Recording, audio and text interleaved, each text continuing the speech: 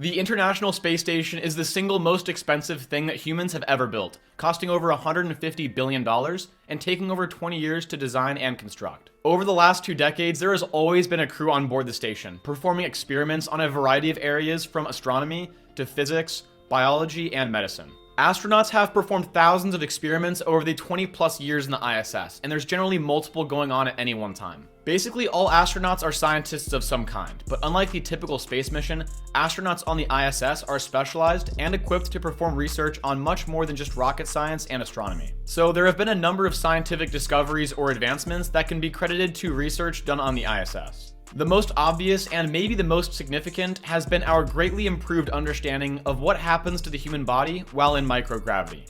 Even though the ISS is in space, it is not totally free from Earth's gravity, and in fact it's not even close. It technically experiences 90% of the gravity that we feel at the Earth's surface. But because it's always in free fall accelerating down to Earth, it basically feels like zero gravity, which is why it's called microgravity. The station completes an orbit around Earth once every 90 minutes, and this is because in order to remain 250 miles above Earth's surface, it needs to be traveling at a speed of 17,500 miles per hour. Everyone who's been to the ISS has felt how weird it is not just living in zero gravity, but returning back to Earth and readjusting to the gravity at its surface. Straight up through the atmosphere. Now you know you've got the space station right up there.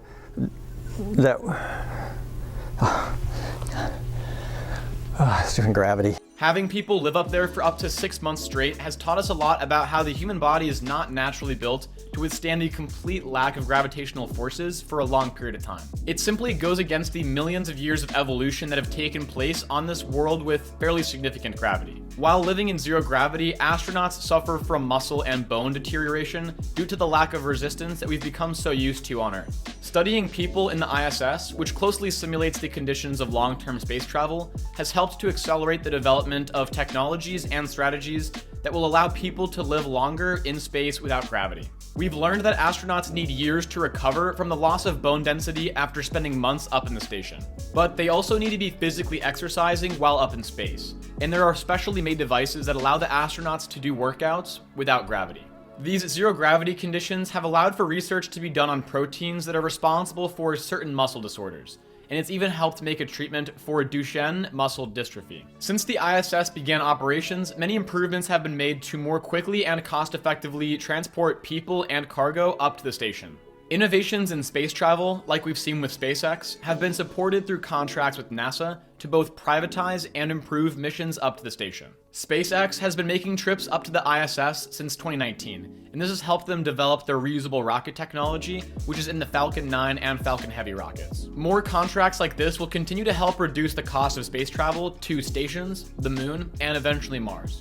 I'll go into more detail in a few minutes on what privatizing the space station could look like, but right now let's talk about what the space station can currently do. The ISS is fitted with about an acre of solar panels, which produce all the power that the station uses. This energy supply powers all the basic things you could think of, but it also is what powers the complicated systems that allow for water and air recycling. Strict water and air supply on the ISS has driven innovation in water and air recycling. 90% of water used is recycled, which means that everything from waste to sweat to astronauts' breaths are collected and filtered through the station's advanced recycling system. And 40% of oxygen is recycled through electrolysis, also known as water splitting. These processes have been pushed to the extreme in order to recycle the greatest possible amount of water and air for the station. And for a lot of these technologies, the innovation will eventually trickle down into what we use here on Earth. Carbon dioxide capture technology has also been improved as a result of innovations seen on the ISS. In a closed environment, carbon dioxide released from breathing astronauts must be removed effectively and reliably in order to keep them alive. Another impressive feature on the ISS is its robotic arms, which were developed by Canada and fittingly called Canadarms. They're able to perform repairs, move equipment, and even astronauts on spacewalks. There are also robotic gloves like the Iron Hand, which were developed using research and technology from the ISS. Many advancements in medicine have been assisted by work done on the ISS, and this includes studies on proteins and cells either affected by or responsible for various illnesses such as Alzheimer's, Parkinson's, cancer, asthma, and heart disease. And by studying these in a zero-gravity environment, oftentimes they get a better understanding of how these things work. The zero-gravity environment can sometimes make it a lot easier to study the structure and function of these cells, whether it's because they're bigger or because they're organized in a different, more desirable way. The ISS also discovered a fifth state of matter with NASA's Cold Atom Lab, and it created an unusual and new state of matter called the Bose-Einstein condensate. And it's basically taking matter and cooling it all the way down to almost absolute zero. And it's actually helped us better understand the laws of quantum mechanics. Scientists in the station performed the first successful DNA sequencing of a microbe sample in space. There's also the Alpha Magnetic Spectrometer on the ISS, and it's been used to study samples of cosmic particles to help determine if dark matter actually exists. And there's been what seems like some evidence for it, but nothing conclusive. And it aims to assist in research about what the universe is made of and how it began.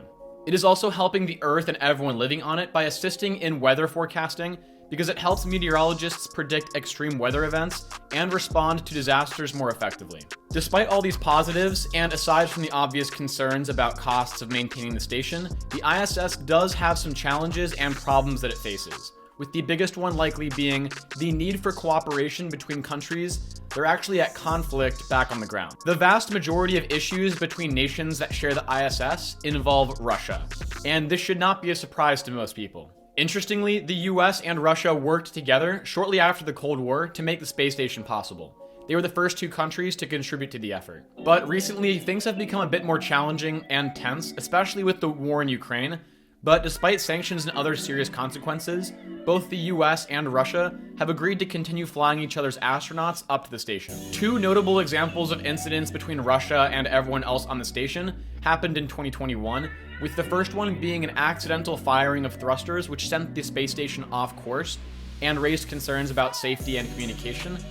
And then the second one was Russia testing an anti-satellite missile defense system on its own satellite, but then sending debris and scattering it out into space, putting the International Space Station at risk. Some believe that the positive impact it's made so far and the potential positives into the future are worth the cost, while others think that it's simply not justified, especially considering what it's achieved so far.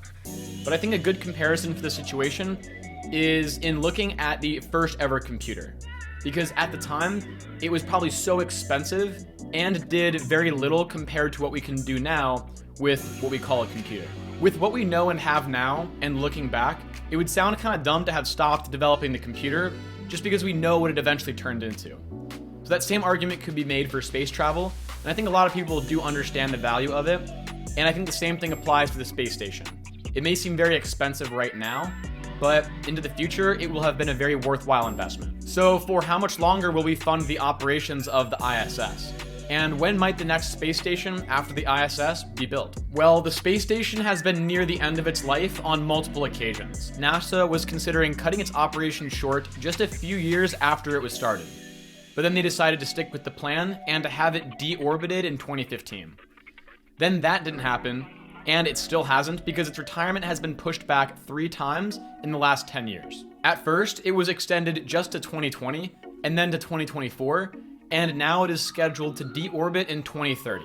But I wouldn't be surprised if it continues for even longer if there's not a viable alternative that's built in the meantime, and especially if it's continuing to prove itself valuable. When it's time to deorbit, the station will be disassembled, and whatever doesn't burn up in the atmosphere will fall into the Pacific Ocean. However, NASA hopes that the ISS could be used commercially by allowing private companies to take over while NASA moves on to more advanced missions. There's even been visits to the space station by non-astronauts, also called space tourism, and the first one was in 2001 by Dennis Tito, a billionaire, who self-funded his trip, and it cost him $20 million. And the latest was in 2021, when 4 civilians traveled to the space station in SpaceX's Dragon capsule for a 3-day visit on a mission called Inspiration 4. Even though there are astronauts that have worked at the space station that have said themselves that it's not worth the money, the reality is it's already acted as a stepping stone into more advanced stations and missions that will reach far into our solar system and beyond. Someday, pieces of the ISS will be kept in museums, while other stations have taken its place. There are a number of possible successors in the works, with some starting their missions in the very near future. The Lunar Gateway is scheduled to launch in late 2024, and it will orbit the moon and conduct research on the lunar surface. It will also act as a launching site for missions to Mars. Other alternatives include Blue Origin's Orbital Reef, and the other being NanoRacks Starlab. You can come to your own conclusion based on this video or further research that you do on whether or not the ISS is worth it.